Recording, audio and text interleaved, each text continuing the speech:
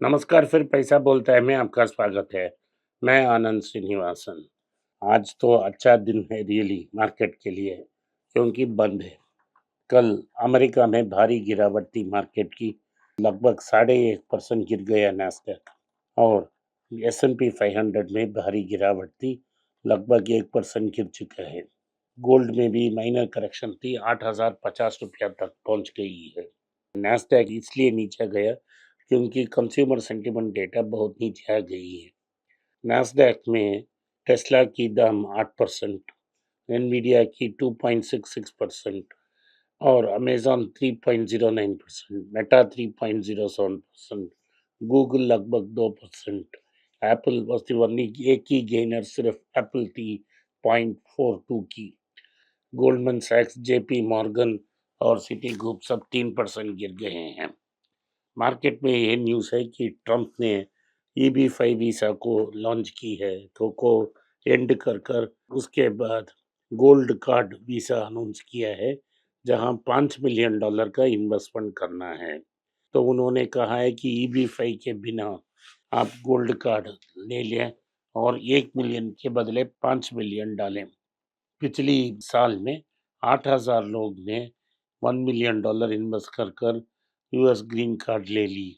Trump ने ये नहीं पता है कि कितना गोल्ड कार्ड्स वो बेचेंगे, लेकिन इनफॉर्मली उन्होंने कहा वो 10 मिलियन गोल्ड कार्ड तक बेचने के लिए तैयार हैं और उसे लेकर डेफिसिट को कम करेंगे। ये फुलहाड़ी है, एक साल में 10 मिलियन ग्रीन कार्ड बेच नहीं जा सकती इस दाम पे। लेकिन ट्रंप जो चाहा बोल सकते हैं। अगले 3 साल में तक ऐसे एक दिन सुबह एक बोलेंगे, शाम तक उसको बदल देंगे।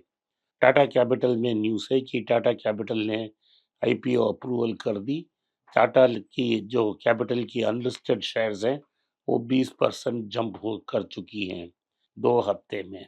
और टाटा इन्वेस्टमेंट की शेयर्स 8% इंक्रीज हुई है, क्योंकि वो टाटा कैपिटल में मेजर पोजीशन रखते हैं। सो टाटा कैपिटल ने अब तक $4 मिलियन रेज करने की बॉन्ड रेज की है 5.3% में। अभी टाटा कैपिटल में ये न्यूज़ है कि 1504 करोड़ राइट्स इश्यू में और 23 करोड़ न्यू शेयर्स IPO के माध्यम से वो लेंगे। इससे मतलब है कि जो टाटा इन्वेस्टमेंट कंपनी है, एक होल्डिंग कंपनी है अनेक टाटा ग्रुप एंटिटीज की, ये मेजर बेनिफिशियरी होगी दिस IPO की। तो टाटा टेक्नोलॉजीज के बाद एक बड़ा IPO टाटा ग्रुप से होगा। टाटा सन्स का 93% शेयर्स हैं टाटा कैपिटल में। ये फाइनेंशियल सर्विसेज अक्रॉस वर्टिकल्स करते हैं और उनके पास टाटा कैपिटल फाइनेंशियल सर्विसेज और टाटा कैपिटल हाउसिंग फाइनेंस जैसे कंपनी हैं। टाटा सन्स टाटा कैपिटल की पेरेंट कंपनी है और उन्होंने RBI को कहा है कि हमें डी रजिस्टर कीजिए एक NBFC कोर इन्वेस्टमेंट कंपनी के लाइसेंस से। RBI ने कहा है कि टाटा सन्स को भी अपर लेयर NBFC लिस्ट में लेकर उसे छूट देना चाहिए। RBI ने कोई डिसीजन नहीं ली थी। टाटा सन्स के N चंद्रशेखरन रतन टाटा की एंडोमेंट फंड के चीफ रहेंगे। इसमें लिए कुछ दिन लगा, क्योंकि एक लीगल ओपिनियन लेते उन्होंने एग्जीक्यूटिव्स ने दी कि क्या वो टाटा कंपनी के चेयरमैन रखते हुए भी एंडोमेंट फंड के हेड हो सकते हैं। तो इसमें RR शास्त्री और बुज्जी स्टोपरीवाला भी होल्डिंग ट्रस्टीज होंगे और जमशीद पुंछा CEO रहेंगे।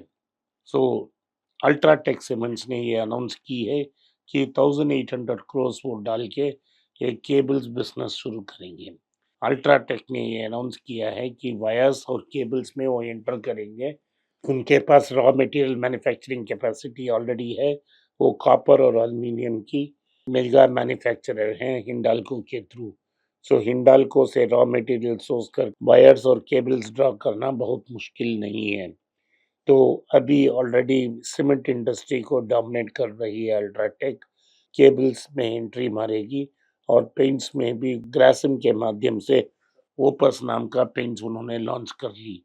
तो आदित्य बिरला ग्रुप का ये आइडिया है कि एक ही चैनल है जो पेंट्स, वायर्स, केबल्स और सीमेंट्स बेच रही है, क्योंकि वो सीमेंट को डोमिनेट कर रही है। उसी अट्रैक्शन से पेंट्स और वायर्स को भी डोमिनेट करेंगे। तो अभी ये क्लियरली है कि वो वैल्यू चेन में मूव अप करना चाहते हैं। सिर्फ कमोडिटी प्लेयर से ब्रांडेड प्लेयर बनने की कोशिश कर रहे हैं। आपको पता होना चाहिए कि आदित्य बिरला फैशंस की जो कंज्यूमर प्ले है, वो इतना ठीक नहीं चला और बहुत सारे फेलियर्स उनको झेलने पड़े और कंपनी निरंतर लॉस में है। नेस्ले इंडिया की शेयर्स बढ़ी है। क्यों बढ़ी है? क्योंकि सीईओ नारायण ने बोला है कि उनके पास जो प्राइस हाइक ले रहे हैं, इस प्राइस हाइक से नेस्ले शेयर्स की 1% लगभग ऊपर उठी है। इसका मेन कारण ये है प्राइस हाइक्स ले रहे हैं, इनपुट कॉस्ट बढ़ गए हैं और इनपुट कॉस्ट को कवर करने के लिए वो एंड कस्टमर की प्राइसेस बढ़ रही हैं। ध्रुव राठे ने रिसेंटली एक वीडियो में कहा है कि नेस्ले ने मैगी नूडल्स की वेट को कम किया है, प्राइस को कम वही रखने के लिए। तो ये मतलब है कि जो डिमांड नहीं है, प्रीमियम प्रोडक्ट्स बेच रहे हैं और प्रीमियम प्रोडक्ट्स की सेल्स पिछले 2 क्वार्टर्स में उनके वीक रहे हैं, तो उन्होंने अपना मार्जिन बचाने के लिए प्राइस हाइक की है। मेरा आइडिया ये है कि अगर आप एमएनसी स्टॉक्स को खरीदना चाहें, तो वो भारत में ना खरीदें। नेस्ले और यूनिलीवर जो फॉरेन मार्केट्स में हैं, उन्हीं को खरीदें। तो नारायण ने कहा है कि लॉन्ग टर्म ग्रोथ नेस्ले में sustainability of the business models को इम्प्रूव करना है, क्योंकि वो फिर भी अभी लॉस में चल रही है। लॉरेल और कोलगेट ये कह रहे हैं कि प्रीमियम प्रोडक्ट्स की डिमांड ही इंडिया में राइज हो रही है। उन्होंने कहा है कि 80% ऑफ भारत 2 बार अपना दांत साफ नहीं करते हैं, तो इससे उनकी प्रोडक्ट की डिमांड इंक्रीज हो सकती है। तो प्रीमियम ओरल केयर ब्रांड्स जैसे Colgate total visible, visible white, periogard regimen significant growth हो सकते हैं। लॉरेल इंडिया को की इमर्जिंग मार्केट की तरफ से देख रही है और 250 मिलियन न्यू कस्टमर्स इस कंट्री में 2030 तक एक्सपेक्ट कर रही है।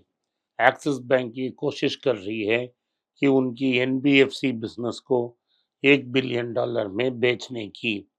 तो दोनों सेल की अटेम्प्ट हो रही है, एक कंपनी को लिस्ट करने की, दूसरी होलसेल कंपनी को बेचने की। इसके पहले उन्होंने ये सोचा था कि कंपनी दोनों को मर्ज करेंगे, लेकिन एसेट लायबिलिटी मिसमैच होने के फियर से उन्होंने उसको टाल दी।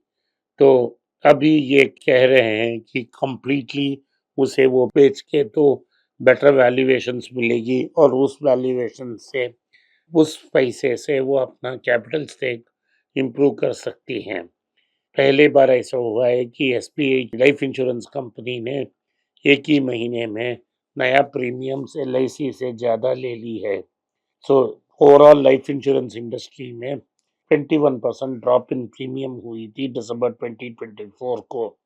उसमें एसबीआई लाइफ ने 3,416 करोड़ का प्रीमियम कलेक्ट किया, 3,416 करोड़, एक 16.7% इंक्रीज ओवर 2023।